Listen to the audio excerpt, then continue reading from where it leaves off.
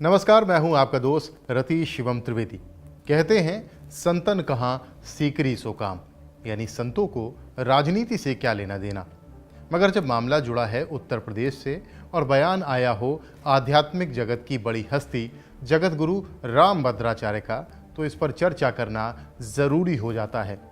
आज का विषय बेहद संवेदनशील भी है और राजनीतिक रूप से विस्फोटक भी, क्योंकि मेरठ के विक्टोरिया पार्क में रामकथा के मंच से रामभद्राचार्य जी ने पश्चिमी यूपी को मिनी पाकिस्तान कह दिया और फिर बवाल मच गया।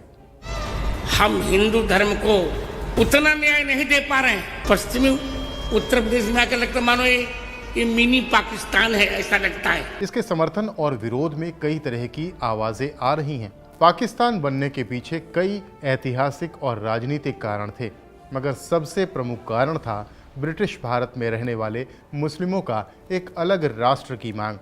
ये मांग इसलिए उठी थी क्योंकि दो राष्ट्र सिद्धांत सतह पर आ चुका था। इस सिद्धांत के मुताबिक हिंदू और मुसलमान दो अलग अलग राष्ट्र माने गए। उनका धर्म, संस्कृति और सामाजिक जीवन बिल्कुल अलग बताया गया। तब के मुस्लिम नेताओं का कहना था कि स्वतंत्र भारत में जहां हिंदू बहुसंख्यक होंगे, वहां अल्पसंख्यक मुसलमानों के हितों की रक्षा नहीं हो पाएगी। मुस्लिम लीग का मानना था कि भारतीय राष्ट्रीय कांग्रेस, जो एक धर्मनिरपेक्ष पार्टी होने का दावा करती है, खासतौर से हिंदुओं का प्रतिनिधित्व करती है।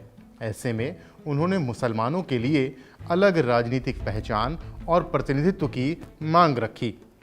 19वीं और 20वीं सदी में हिंदू और मुसलमानों के बीच धार्मिक दंगे और तनाव बढ़ रहे थे। इस तनाव ने मुस्लिम नेताओं के इस विश्वास को और मजबूत किया कि दोनों समुदायों का एक साथ रहना मुश्किल होगा। सर मोहम्मद इकबाल और मोहम्मद अली जिन्ना ने मुसलमानों के लिए एक अलग देश की मांग पुरजोर तरीके से रखी। जिन्ना ने मुस्लिम लीग के नेतृत्व में पाकिस्तान आंदोलन चलाया और इसे एक जन आंदोलन बना दिया, जिसके बाद दुनिया के नक्शे पर एक लकीर खींची गई और पाकिस्तान अस्तित्व में आ गया। मगर पाकिस्तान जब से अस्तित्व में आया है, तब से ही भारत विरोधी एजेंडे पर लगा रहा है। इसी सबको देखते हुए देश के पूर्व पीएम अटल बिहारी वाजपेयी ने कहा था कि आप अपना दोस्त चुन सकते हैं, लेकिन पड़ोसी नहीं।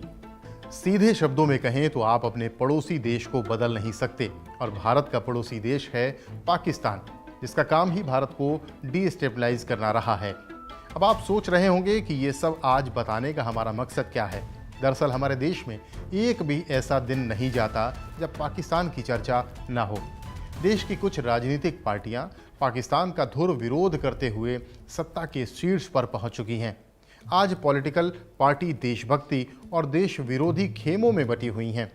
चूँकि पाकिस्तान की नींव मजहब के आधार पर रखी गई थी, इसलिए रह रहकर हमारे नेता भोली भाली मासूम जनता को आगाह करते हुए दूसरे और तीसरे पाकिस्तान का डर भी दिखाते रहते हैं।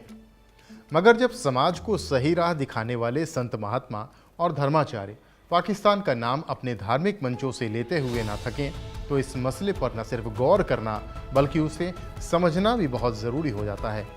खास तौर पर तब जब देश के कई हिस्सों की डेमोग्राफी आज़ादी के बाद से कुछ ज़्यादा ही बदल जाने के दावे किए जा रहे हैं, और हालिया सर्वे रिपोर्ट भी इस तरफ कुछ जनपदों में इशारा कर रही हों। आप हैं जगत गुरु श्री रामभद्राचार्य। उत्तर प्रदेश के मेरठ के विक्टोरिया पार्क में 11 सितंबर को जगत गुरु ने रामकथा से पहले ऐसा ही कुछ कहा, जिसके बाद हंगामा मच गया। दरअसल रामभद्राचार्य ने चरण पादुका पूजन के बाद अपने संबोधन में कहा कि आज हिंदुओं पर संकट है और अपने ही देश में हम हिंदू धर्म को उतना न्याय नहीं दे पा रहे हैं जितना इसे मिलना चाहिए। दरअसल जगत गुरु रामभद्राचार्य ने इसके आगे बढ़ते हुए पश्चिमी उत्तर प्रदेश को मिनी पाकिस्तान बता दिया। उन्होंने हर घर में हिंदू धर्म की पाठशाला खोलने तथा माता पिता से अपने बच्चों को धर्म की शिक्षा देने का आह्वान किया। जगत गुरु रामभद्राचार्य ने अपने संबोधन में ये भी कहा कि हम वसुधैव कुटुंबकम के आदर्श में विश्वास रखते हैं और हमारा किसी से बैर नहीं। साथ ही उन्होंने चेतावनी देते हुए कहा कि हम किसी को भूल से भी नहीं छेड़ेंगे, अगर कोई छेड़ेगा तो छोड़ेंगे भी नहीं। ऑपरेशन सिंदूर का जिक्र करते हुए कहा कि इसे लोग याद रखें। इस दौरान उन्होंने सक्रिय होने का संदेश दिया और हिंदुओं के लिए सजगता और संगठित होने की बात दोहराई। जगत गुरु रामभद्राचार्य ने कथित तौर पर यह भी कहा कि बिना किसी अपराध के हिंदुओं को मारा जा रहा है, ऐसे लोगों को समाप्त कर देना चाहिए। साथ ही एक सुझाव देते हुए कहा कि हिंदुओं के 3 बालक अवश्य होने चाहिए। आपने सुना कि जगत गुरु ने कहा तो बहुत कुछ, लेकिन धार्मिक मंच से धर्माचार्य के मुख से निकली वाणी बहुतों को राजनीतिक लगी। मेरठ में रामकथा के दौरान रामभद्राचार्य ने कहा कि पश्चिमी यूपी मिनी पाकिस्तान जैसा लगता है, जिसके बाद बीजेपी नेता संगीत सोम ने इसे और तीखा करते हुए दावा किया कि ये मिनी नहीं, पूरा पाकिस्तान बन चुका है। देखिए, रामभद्राचार्य जी इस देश के बड़े संत हैं और उन्होंने अगर किसी बात को कहा है तो उसे गंभीरता से लेना चाहिए। हम मुझसे अगर बात करिए तो मिनी पाकिस्तान नहीं, ये तो फुल पाकिस्तान बनता जा रहा है। जिस तरीके से पश्चिमी उत्तर प्रदेश की डेमोग्राफी बदलती जा रही है वो चिंता का विषय है और स्वामी जी ने वही बोला है। इस बयानबाजी पर शंकराचार्य अभिमुक्तेश्वरानंद सरस्वती ने यूपी की योगी आदित्यनाथ सरकार पर ही सवाल खड़े कर दिए, जबकि यूट्यूबर नेहा सिंह राठौर ने इसे गेरुए वस्त्र का अपमान बताया। समाजवादी पार्टी के पूर्व सांसद डॉक्टर एसटी हसन ने कड़ी निंदा करते हुए इसे पश्चिमी यूपी के मुसलमानों का अपमान करार दिया। किसान नेता राकेश टिकैत कहते हैं कि यदि इस तरह का बयान किसी मुस्लिम धर्मगुरु ने दिया होता तो उसके खिलाफ अब तक सख्त कार्रवाई हो चुकी होती, लेकिन ऐसा नहीं हुआ। उन्होंने ये भी कहा कि महाराज जैसे सम्मानित धार्मिक व्यक्ति को ऐसे विवादित बयान नहीं देने चाहिए। राकेश टिकैत ने आगे कहा कि इस तरह के बयान सरकार के एजेंडे का हिस्सा हैं और धर्मगुरु भी वही बोल रहे हैं जो सरकार चाहती है। सरकार चाहती है कि ऐसे बयान दिए जाएं ताकि समाज में बहस और बंटवारा हो, और दुर्भाग्य से अब हमारे धर्मगुरु भी इस साजिश का हिस्सा बनते जा रहे हैं, जबकि उन्हें इससे दूर रहना चाहिए। वेस्टर्न यूपी को मिनी पाकिस्तान बताए जाने पर महाराष्ट्र में समाजवादी पार्टी के विधायक अबू आसिम आजमी ने रामभद्राचार्य के बयान पर नाराजगी जताई। उन्होंने सरकार पर मुसलमानों के खिलाफ नफरत फैलाने का आरोप लगाया है। उन्होंने कहा कि रामभद्राचार्य संत हैं, मगर उनके खिलाफ सख्त कार्रवाई होनी चाहिए। शिवपाल यादव ने कहा कि ऐसे लोगों पर उन्हें तरस आता है। आज़ादी की लड़ाई में हिंदू मुस्लिम ने मिलकर योगदान दिया। सेना में मुसलमानों ने भी पाकिस्तान के खिलाफ लड़ाई लड़ी। ऐसे बयान नफरत फैलाते हैं और इन पर रोक लगनी चाहिए। रामभद्राचार्य ने मेरठ के विक्टोरिया पार्क में आयोजित राम कथा के दौरान हिंदू संस्कृति और जनसांख्यिकी पर चिंता जताते हुए कहा कि पश्चिमी उत्तर प्रदेश में हिंदुओं पर संकट मंडरा रहा है। अपने ही देश में हम हिंदू धर्म को उतना न्याय नहीं दे पा रहे हैं। उन्होंने संभल, मेरठ और मुजफ्फरनगर जैसे जिलों में हिंदू पलायन का जिक्र किया। एक समाचार एजेंसी को दिए इंटरव्यू में वे अपने बयान पर कायम रहे। उन्होंने कहा कि मैं आज भी यही कह रहा हूं, हिंदुओं को जागरूक होना होगा। संभल से हिंदू इतना पलायन क्यों कर रहे हैं? मेरठ और मुजफ्फरनगर में भी कई लोग हिंदुओं पर हावी हो रहे हैं। मैंने क्या गलत कहा? उनके इस बयान ने सोशल मीडिया पर तीखी बहस छेड़ दी। यहाँ कुछ यूजर्स ने उसे हिंदू जागरण का आह्वान बताया तो कुछ ने सांप्रदायिकता फैलाने का आरोप लगाया। अब आपको वेस्ट यूपी के बारे में बताते हैं। यूपी का पश्चिमी हिस्सा, जिसे वेस्ट यूपी कहा जाता है, वो काफ़ी संपन्न माना जाता है। वैसे तो उत्तर प्रदेश में कुल 75 जिले हैं, लेकिन पश्चिमी यूपी 26 जिलों को मिलाकर बनता है। वहीं डेमोग्राफी के हिसाब से देखें तो साल 2011 की जनगणना के मुताबिक पश्चिमी यूपी की आबादी करीब 7.1 करोड़ थी। इस क्षेत्र में जनसांख्यिकी में विभिन्न समुदाय शामिल हैं। इनमें जाट, गुर्जर, राजपूत, यादव, त्यागी, जाटव और रोहिल्ला पठान प्रमुख हैं। इस क्षेत्र में हिंदू आबादी बहुसंख्यक है, जो 72.29% है, जबकि मुस्लिम आबादी का प्रतिशत 26.21% है, जो पूरे यूपी के औसत 19.3% से काफ़ी अधिक है। हर दशक में होने वाली जनगणना इस बार नहीं हुई है, लेकिन ये माना जा रहा है कि अब की बार इस प्रतिशत में काफ़ी इजाफा देखा जाएगा। शायद इसीलिए अब इसके मिनी पाकिस्तान बनने की बात जोर शोर से सुनाई देने लगी है। कभी नेता तो कभी धर्माचार्य अपने बयानों और कथाओं में इसका जिक्र भी खुलकर करने लगे हैं। पिछले 3 दशकों से वेस्ट यूपी में रहकर इनको करीब से देखने वाले वरिष्ठ पत्रकार अभिषेक शर्मा से हमने इस विषय पर लंबी बातचीत की। अभिषेक का कहना है कि इसमें कोई दो राय नहीं है कि आर्थिक रूप से समृद्ध वेस्ट यूपी की डेमोग्राफी चेंज हो रही है। राम भद्राचार्य ने बिल्कुल सही कहा है। अभिषेक आज़ादी के बाद से अब तक वेस्ट यूपी में हुए कई सांप्रदायिक संघर्षों की याद दिलाते हुए कहते हैं कि मेरठ मुरादाबाद के दंगों को कोई नहीं भूल सकता। 1981 में ईद वाले दिन मुरादाबाद में जो सांप्रदायिक संघर्ष हुआ, उसकी खौफनाक यादें आज भी वहां के बाशिंदों के दिलों में बसी हुई हैं। वो कहते हैं कि उन्हें मेरठ के 7 बड़े दंगे खुद पता हैं, जिसमें बड़ा नुकसान हुआ। 1987 का हाशिमपुरा कांड आज भी उन्हें याद है। इसके बाद हिंदू मुस्लिमों में भरोसा कम हुआ और भाईचारा भी। वो साल 2013 के मुजफ्फरनगर दंगों की याद दिलाते हैं और कहते हैं कि कवाल कांड से शुरू हुआ बवाल खौफनाक दंगों में तब्दील हुआ और फिर सांझा चूल्हा की परंपरा को भी बहुत बड़ी चोट पहुंची। दंगों की आग में जलते रहे वेस्ट यूपी ने साल 2017 में कैराना के पलायन की वो तस्वीरें भी देखी, जिसने व्यवस्था और सामाजिक ताने बाने को लेकर बहुत सारे सवाल खड़े कर दिए। पश्चिमी यूपी को कवर करने वाले वरिष्ठ पत्रकार पराग कहते हैं कि वेस्ट यूपी ने दंगों और पलायन के दंश को खूब झेला है और उसके बाद एक नहीं कई जिलों में डेमोग्राफी बहुत तेजी से बदलते हुए भी देखी है। वो एक एक कर जिलों के नाम लेते हैं और बताते हैं कि इसके पीछे राजनीति को समझना होगा। राजनेताओं ने अपने फायदे के लिए और सरकारों ने सत्ता के लिए इसे मूक दर्शक बनकर देखा है। बस इसे देखा गया, किया कुछ भी नहीं गया। तभी तो आज धर्माचार्य अपनी गद्दी से बैठकर राम कथा की जगह वेस्ट यूपी के मिनी पाकिस्तान बनने की बात प्रमुखता से उठा रहे हैं। पराग का मानना है कि सरकारें अगर शिक्षा और नौकरी के प्रति संवेदनशील हो जाएं, तो सामाजिक ताने बाने पर सवाल उठाने वालों को जवाब जरूर मिल सकता है।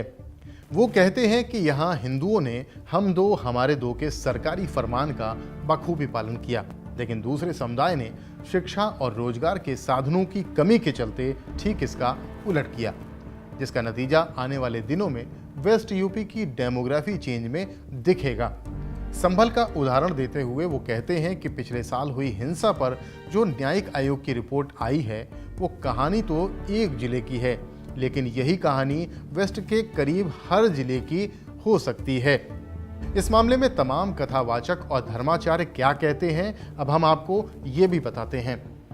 राम भद्राचार्य के इस बयान पर मथुरा के आचार्य रामदास कहते हैं कि उनका ये विचार सनातन की चेतना को जगाने वाला है। पश्चिमी यूपी के मिनी पाकिस्तान बनने वाला ये बयान बिल्कुल सही है। वृंदावन में मधुसूदन दास जी कहते हैं कि राम भद्राचार्य जी ने मिनी पाकिस्तान की बात बिल्कुल उचित कही है। वो कहते हैं कि जगत गुरु को पश्चिमी यूपी ही नहीं, पूरे भारतवर्ष की बात कहनी चाहिए। जिस तरह से डेमोग्राफी चेंज हो रही है, उस हिसाब से 2047 में हम फिर से गुलामी की ओर जा रहे हैं और हमारा भविष्य अंधकारमय नजर आता है। साध्वी प्रिया किशोरी कहती हैं कि वो बयान का समर्थन करती हैं। इसके लिए जनसंख्या नियंत्रण कानून बनाया जाना चाहिए और हिंदुओं को 4 बच्चे पैदा करने चाहिए। दिनेश जी महाराज कहते हैं कि राम भद्राचार्य जी ने बिल्कुल सही कहा है, इसलिए जनसंख्या नियंत्रण कानून आना चाहिए, वरना पश्चिमी यूपी कुछ वर्षों में मिनी पाकिस्तान जरूर बन जाएगा। अब आप ये भी जान लीजिए कि जगत गुरु राम भद्राचार्य हैं कौन और क्यों उनके बयान पर बवाल मचा है। जगत गुरु राम भद्राचार्य धर्म और अध्यात्म की दुनिया के शीर्ष हस्तियों में से एक हैं, मगर इस ऊंचाई पर पहुंचने के पीछे उनकी घोर तपस्या भी है। प्रेमानंद महाराज, बाल संत अभिनव अरोड़ा हों या पश्चिमी उत्तर प्रदेश को मिनी पाकिस्तान बताने वाली उनकी हालिया टिप्पणी हो, वो अपने बेबाक बयानों के लिए जाने जाते हैं। धर्म अध्यात्म की ओर झुकाव और भक्ति के बलबूते वो दुनिया के श्रेष्ठ राम कथावाचकों में से एक बने। उन्होंने चित्रकूट जिले में दिव्यांग विश्वविद्यालय की स्थापना की। वो उसके आजीवन कुलाधिपति भी हैं। 75 साल के राम भद्राचार्य उत्तर प्रदेश के जौनपुर जिले के सांडी खुर्द गांव से ताल्लुक रखते हैं। उनका वास्तविक नाम गिरधर मिश्रा था। उन्होंने बेहद कम उम्र में ही बड़े धर्म ग्रंथों वेद पुराणों को कंठस्थ कर लिया। राम भद्राचार्य बागेश्वर धाम धीरेन्द्र शास्त्री समेत कई बड़े कथावाचक और आध्यात्मिक विद्वानों के गुरु भी हैं। राम भद्राचार्य का जन्म सरयू पारी ब्राह्मण परिवार में हुआ। मकर संक्रांति के पावन पर्व पर 14 जनवरी 1950 को उनका जन्म हुआ। जब वो 2 महीने के थे तो उन्हें आंखों की गंभीर बीमारी हुई, जिसके कारण उनकी आंखों की रोशनी चली गई। बावजूद इसके छोटी ही उम्र में उन्होंने भगवद गीता और रामचरितमानस सहित वेद पुराणों को कंठस्थ कर लिया। रामभद्राचार्य के पिता का नाम राजदेव मिश्रा था। कहा जाता है कि उनकी चचेरी दादी मीराबाई की बड़ी भक्त थीं और इसी कारण उनका नाम गिरधर पड़ा। 5 साल की उम्र में उन्होंने 800 श्लोकों के साथ भगवद गीता कंठस्थ कर ली। उनमें यह खूबी थी कि एक बार वो जो सुन लेते थे वो कभी नहीं भूलते थे। रामभद्राचार्य ने 8 साल की उम्र तक 10,800 दोहों वाली रामचरितमानस भी याद कर ली। वो धार्मिक कार्यक्रमों में भागवत कथा और राम कथा सुनाने लगे। धीरे धीरे उन्हें वेद पुराण और उपनिषद भी जुबानी याद हो गए। रामभद्राचार्य ने अयोध्या के विद्वान ईश्वरदास महाराज से गुरु दीक्षा ली। फिर उनके साथ राम कथा धार्मिक सत्संगों में सुनाने लगे। कथावाचक रामभद्राचार्य की ख्याति बढ़ती चली गई। जौनपुर जिले के आदर्श गौरी शंकर संस्कृत महाविद्यालय से 1966 में उन्होंने प्रारंभिक पढ़ाई पूरी की। फिर रामभद्राचार्य ने संपूर्णानंद संस्कृत विश्वविद्यालय वाराणसी से उच्च शिक्षा ग्रहण की। 1974 में स्नातक समतुल्य शास्त्री की उपाधि भी उन्हें मिल गई। फिर संपूर्णानंद विश्वविद्यालय से आचार्य यानी पोस्ट ग्रेजुएशन की उपाधि भी ग्रहण की। दोनों परीक्षाओं में वो गोल्ड मेडलिस्ट रहे। 1974 में जब नई दिल्ली में संस्कृत अधिवेशन आयोजित किया गया तो न्याय, वेदांत, सांख्य में विद्वान रामभद्राचार्य को 5 गोल्ड मेडल मिले। तत्कालीन प्रधानमंत्री इंदिरा गांधी ने उन्हें सम्मानित किया। इंदिरा गांधी ने उनकी नेत्रों की रोशनी वापस लाने के लिए अमेरिका में इलाज का प्रस्ताव भी दिया, लेकिन रामभद्राचार्य ने उन्हें विनम्रतापूर्वक अस्वीकार कर दिया। उन्होंने 1976 में आचार्य बनने के बाद कुलाधिपति स्वर्ण पदक भी हासिल किया। 1981 में पीएचडी की। यही नहीं, उन्होंने वाचस्पति की उपाधि भी 1997 में ले ली। विरक्त दीक्षा लेने के साथ उन्होंने आजीवन ब्रह्मचारी रहने और विवाह न करने का संकल्प लिया। रामभद्राचार्य को वैष्णव पंथ में दीक्षा लेने की सीख दी गई। रामभद्राचार्य की 19 नवंबर 1983 को कार्तिक पूर्णिमा के अवसर पर रामानंद संप्रदाय में श्री श्री 1008 रामचरणदास महाराज से दीक्षा ग्रहण की। रामभद्राचार्य की आध्यात्मिक यात्रा यहीं समाप्त नहीं हुई। उन्होंने हिंदी, संस्कृत और अन्य भाषाओं में वेदों, उपनिषद और पुराणों के ज्ञान के सहारे खुद धार्मिक ग्रंथों की रचना की। लगभग 80 धर्म ग्रंथों की रचना उन्होंने की। विश्व में श्रेष्ठ राम कथावाचकों में से उन्हें एक गिना जाता है। राम जन्मभूमि आंदोलन से भी उनका जुड़ाव रहा। रामभद्राचार्य ने राम जन्मभूमि केस में सुप्रीम कोर्ट में ऐतिहासिक बयान दर्ज कराया था। रामभद्राचार्य ने वेद, शास्त्र और पुराण के माध्यम से रामलला का सही जन्म स्थान कोर्ट को बताया। उन्होंने तुलसीदास की हनुमान चालीसा में कई सुधारों को भी सामने रखा। रामभद्राचार्य के बयानों पर पिछले दिनों राजनीति खूब गर्म रही। उन्होंने वृंदावन के संत प्रेमानंद जी महाराज पर टिप्पणी भी कर दी थी। उनके संस्कृत ज्ञान को लेकर बयान दिया था। इसके बाद मथुरा समेत देश भर में चर्चा शुरू हो गई थी। सोशल मीडिया पर यह मुद्दा काफ़ी गर्मा गया था। इसके बाद जगतगुरु ने बयान पर सफाई भी दी थी। इस बार वे यूपी को लेकर बड़ा बयान देते दिखे हैं। रामभद्राचार्य जी का बयान कई बातों पर सोचने को तो मजबूर करता है, कई बड़े सवाल खड़े करता है, जैसे क्या सचमुच पश्चिमी यूपी मिनी पाकिस्तान बन चुका है, या यह सिर्फ राजनीति और समाज को बांटने का नया एजेंडा है, और सबसे अहम, क्या धर्मगुरुओं को इस तरह के राजनीतिक बयान देने चाहिए? सोचिएगा ज़रूर। फिर मिलेंगे किसी और मुद्दे पर बात करने। नमस्कार।